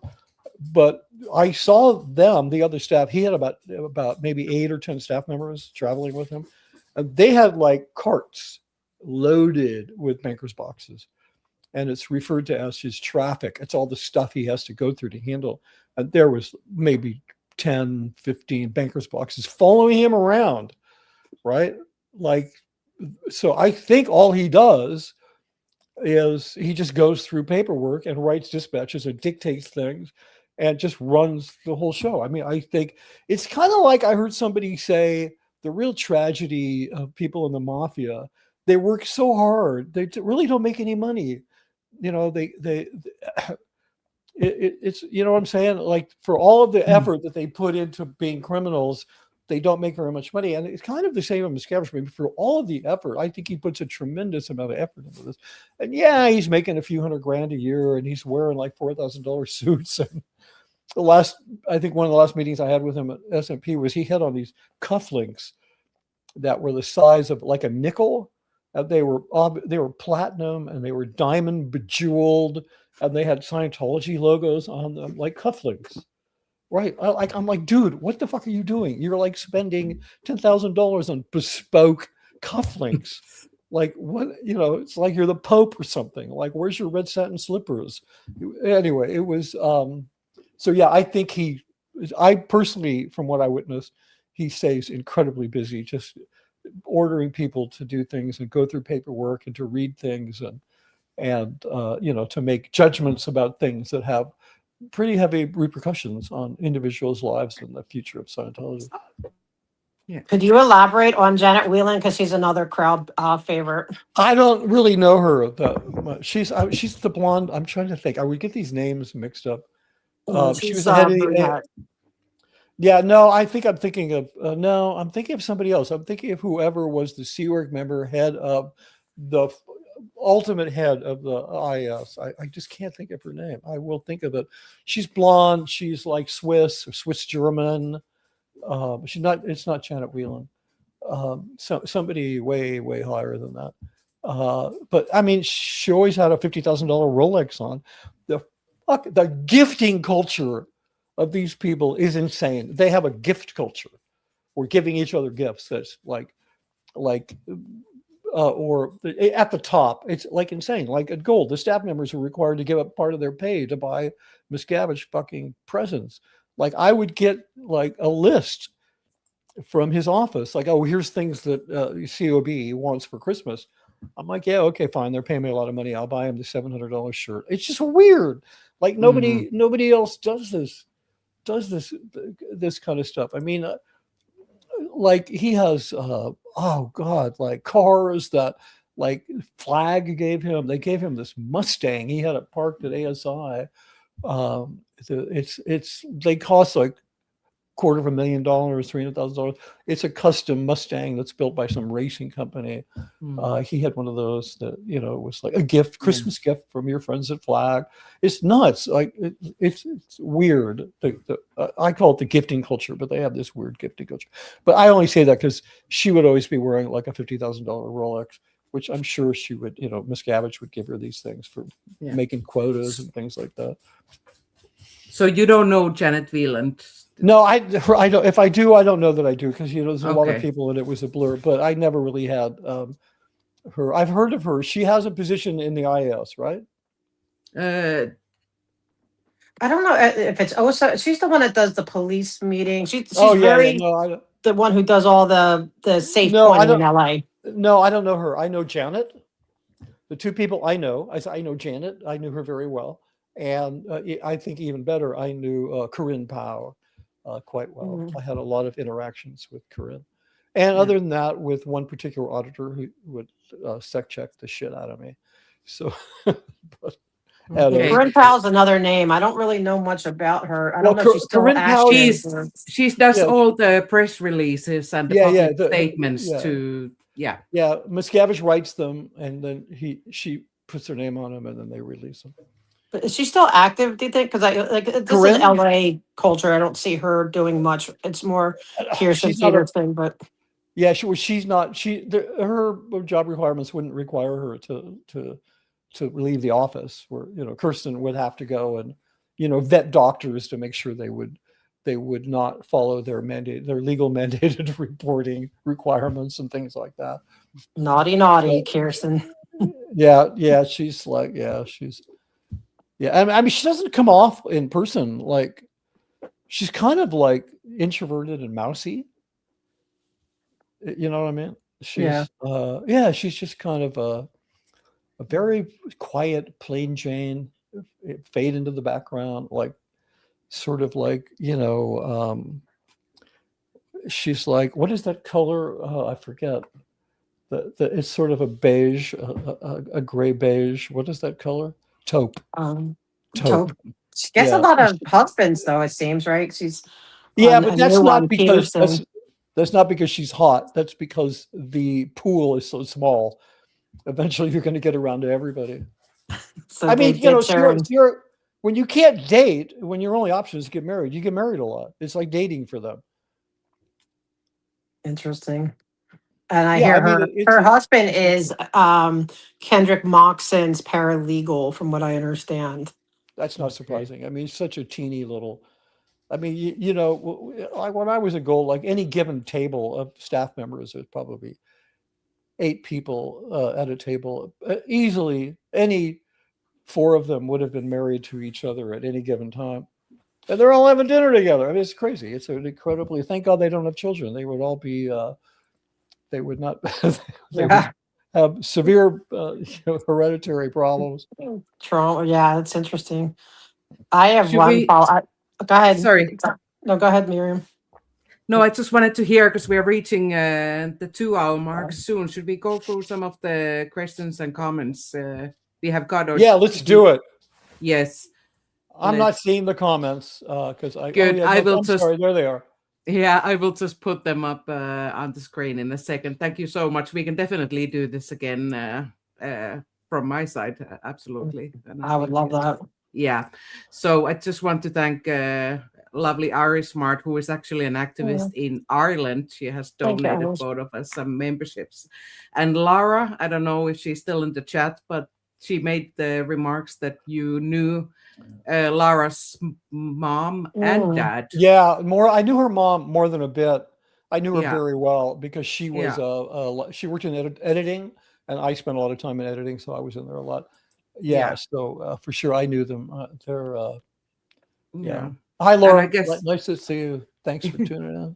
Yeah, and I guess that's the last information we have, is that she is still working there. So yeah, I'm sure she is. She'll be there forever, and she's kind of a lovely person. I mean, I always liked her. She's kind of very unassuming and just, wants to do a good job, and so.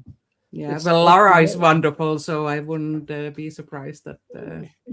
Laura she's made herself wonderful, but it's whatever. I don't even want to talk about it. It's just a tragedy. I know because I met Laura when she was 8. I think she was about 8 because I used to go to the ranch because we would shoot there as a kind of use it as a back lot. And these kids would run up to me. I had no idea that they had all been told who I was and blah, blah, blah. And they would come up to me and you ever seen those pictures of like Doctors Without Borders? And you have like a couple of doctors and you have all these indigenous children and they're all gathered around them and they're hugging them. You know what I'm talking about? You ever seen a photo like that? Yes. Yeah. Well, that's what it was like going to the ranch, all these kids. And I thought, wow, these kids they're really, as you say in Scientology, high ARC, meaning, wow, they're really loving children. They really want to, show you some positive emotion. And the fact is they were so starved for adults that if an adult would show up who knew their parents, they would just flock to them. And when I left it, I realized that. I mean, I had to sit down and to really take, I had to process my way through that, my own misperception on what was happening with those children. Yeah, it's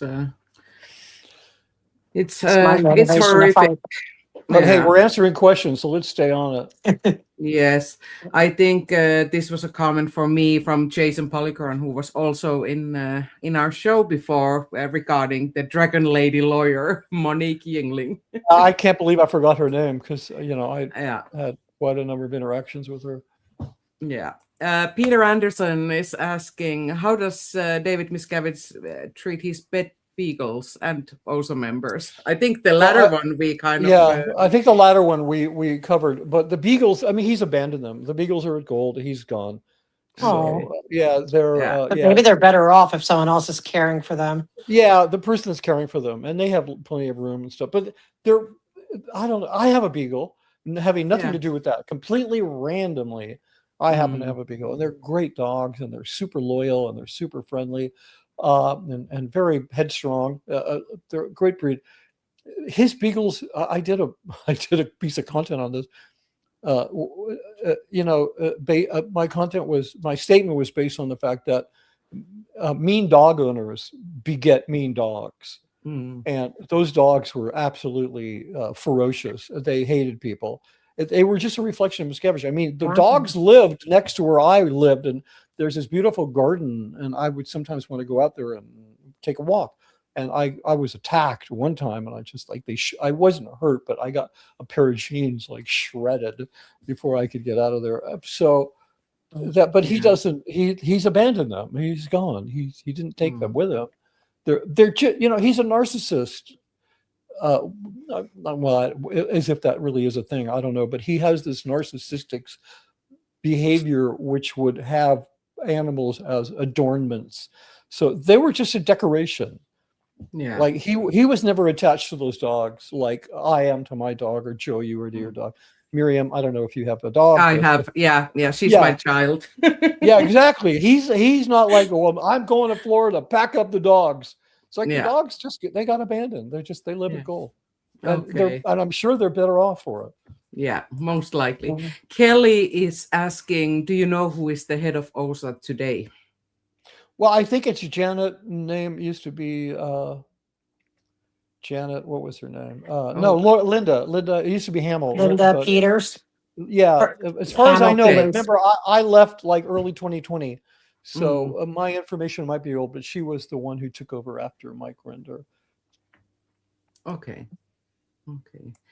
Kathy, thank you so much for the gifted memberships. Antics of a Mama Squirrel, also an activist here online, hosting a lot of the meetings so people can listen to our public comments and calls, has been member for 3 months. I don't know if you're familiar with William Drummond, Captain Billy. He was a notorious activist in the 90s and early 2000s in UK. I've heard of him, but I'm not familiar. Yeah, Captain Billy. Yeah. Stating that, of course, the police has a bias for Scientology when working for them. And I'm telling you, just to reiterate, I think part of it is because of the situation hiring them for permits. Because it's a lot. They probably hire more cops than any Hollywood studio. So and it's like a little mafia inside the police force as to who gets the jobs. Like there's a little bit of power associated with that. So I think some of the what would you call it, the allegiance that the Hollywood substation has to Scientology is because they give them so much work on permits for films. And they think that's legit. They're not seeing anybody abuse. They're making films. It doesn't look different than a Hollywood film. Yeah. They also have extensive surveillance that they do load up in, work with the police to be able to check out their surveillance. Right. So there's numerous reasons, but that's a whole nother discussion for another day. But there's a lot of reasons why Hollywood is having a hard time pulling away. Yeah, I think that's true, but I think the bigger magnetic pull is money. In terms of their allegiance, it's more. I mean, that's a nice convenience that they have all the cameras. And when you told me that, I was like, "Oh wow, that makes total sense." So they are literally relied upon for security. The churches from the police, and that makes a lot of sense. So. Yeah, we are working hard that relationship will be no more in the future. Question for Mitch: how much pull does Tom Cruise have over who gets to be famous? So I guess who gets an elite status as a celebrity Scientologist? I don't know that I'm a little confused by that question. Famous for what? I think is my answer. My question back is like, get famous for what? Famous in Scientology, like gets elevated to an important position. That would all be a little bit of their ability to get things done. I mean, in that sense, the Sea Org is weird. It's like a communist meritocracy because it's very much like a communist organization in that they own, the means of production. Everybody gets paid the same, treated the same. I mean, I'm talking about Soviet communism, not just communism in general. But so famous for what? Like famous for having done some amazing thing for Scientology, famous as a celebrity. He doesn't have any say in who gets to be famous as a celebrity. Yeah, I'm thinking maybe this actually should be, maybe reformulated as it needs to be clarified. How much power does Tom Cruise actually have inside Scientology? How much, Oh yeah, I misread it. I thought I was talking about Miscavige. Oh, no. Freudian brain fart. He doesn't have any say, any involvement. Okay. As a matter of fact, his whole filmmaking career as a filmmaker and an actor doesn't have a lot of overlap anymore with Scientology, other than, you know, in terms of outwardly publicly. Like, he's not a kingmaker in terms of actors. He's not involved at zero. I've never seen that. I knew Tom. I hung out with Tom. I gave he and his agent, producer, partner, Paula Wagner, when they were together, I gave them a tour. I was asked to give them a tour of Gold, of the filmmaking facilities there, because, you know, he was, you know, Cruz was trying to save point his partner with Scientology and blah, blah, blah. But he's not, like I said, he's not a kingmaker. He has nothing to do with it. I mean, I imagine if there was a Scientologist that he wanted a platform, he could, but he never has.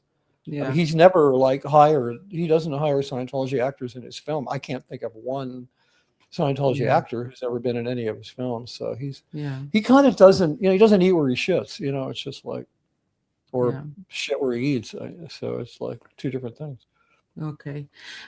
Peter Anderson is asking, what is HowdyCon 2026 and are you attending it? You can go to Tony Tony Ortega's site and read about it, or you can ask Alex Barnes Ross. They could give you more information than I could. I mean, I know it's going to be a confab of former Scientologists or journalists or activists or whatever. They're going to get together. I've been invited. I'd like to go. I might go. I'm not sure that I'm able to go. So there you go. Okay. And Miss Sunrise Dawn is here with a lovely message to me. Nice to see you. It's been a while and you look good. Oh, thanks. Yeah, nice. I've recently survived any number of obstacles, so I'm happy to be here. Anyway, yeah, that's all I'm going to say on that. But thank you. I appreciate that. I'm hoping to come back and do more content. I got to get up. I don't like to live stream. I'd rather do videos. I need to get a teleprompter because I have a bunch of scripts and I'd like to just do videos, release them. Yeah, and you have the skills and the expertise for that. I'm just going to share your book one more time here on screen. Scientology, The Big Lie, How I'm an Evil Cult Look Good. And you can buy it on Amazon, and the link is available in the description. And you can get it as an audiobook also, right? You can also, I'm working on the audiobook. I've been working on it forever. I don't know why it's taking so long. I'm hoping to get it done. I'm hoping to get it done by the winter. I would have been working on it today, but I decided it was more important to talk to you guys. But anyway, We appreciate it. No problem. Yeah, you can also order it from Barnes and Noble, or you can go to where can you go? You can go to Scientologythebiglie.com, or I think mitchbrisker.com, and you can buy an autograph copy. I'm happy to autograph a hardback and send it to you. So that's pretty much it. Or if you're way too broke to read it, send me your email and I'll send you a free Kindle, because it's more about people reading the information than about me making a couple bucks. Yeah, absolutely. And here's your YouTube channel as well. And new content will be coming soon. Yeah, hopefully. It will be. It's just I gotta. Just got to get a few things sorted out. Great. So thank you so much joining us today and sharing all the knowledge. And I'm sure we will do this again at another point on whenever you want. Just topic. Please reach out. I'm happy to talk to you guys. I have great respect for what you're doing, and I definitely want to support it. Thank you. I appreciate the conversations we had. Thank you for coming on and talking to us. And I would absolutely love to have you come on again. You're like I said, we could probably go on for 20 hours and just barely scratch the surface. Yeah. So, I know we try to keep it like at 2 hours for people, but I would love to have you come back and just absolutely maybe talk about the tax exempt status and, because Jason Polychron's working hard on that stuff. Yeah. And, maybe or medical stuff, whatever it is, we would love to have you back and just whatever's next. I can speak about all that. I have some very interesting anecdotes and personal experiences with that. So. Yeah. Perfect. And Thank also you. your personal story was kind of also squeezed into less than 5 minutes. So Oh yeah, but we can definitely. that's fine. I mean, the personal story is, if you can figure out a way to tell it so that it grabs people's interest, so that they can then continue on and read about what you experienced. That's the only reason I talked about myself in the book, was because I realized that unless people knew me a little bit, they weren't going to get why I was saying what I was saying. So I kind of went back and I kind of started the book when I was about a little kid. The first 3 chapters about me growing up in the 60s and 70s in Laurel Canyon, becoming addicted to heroin. And, there's a lot, like, I'll tell you, if you like that era and that culture, because I was, deeply embedded in it. I grew up in Laurel Canyon, and I went to art school during the Summer of Love in 1967 in the Bay Area. So I kind of have a front row seat to all that. If you're interested in that, it's some people have read it and said, yeah, that was the best part of your book. So Yeah. actually, my kids are the ones that think that. Yeah. Wow, that's awesome. Oh, great. Mitch, please hang inside when I play the outro so we can have a little chat afterwards. I just No wanna problem. Thank No at problem. this point our lovely audience and our moderators. Yes. Do you have Thank anything to you. add on that? Thank you so much for keeping the chat nice and clean as always. And we'll see you again next Thursday with Double Degraded episode 6. Have a great day or Yeah, evening, thank you, depending everybody. on where you are. Bye.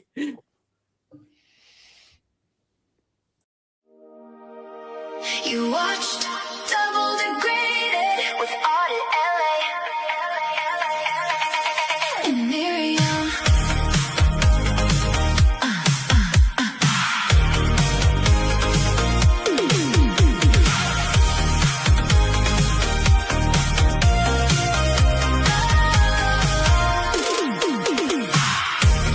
Double Degraded with AuditLA and Miriam.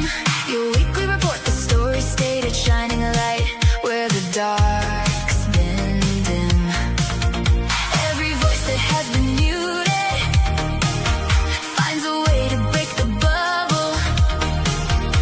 Every truth that was disputed now is causing double trouble.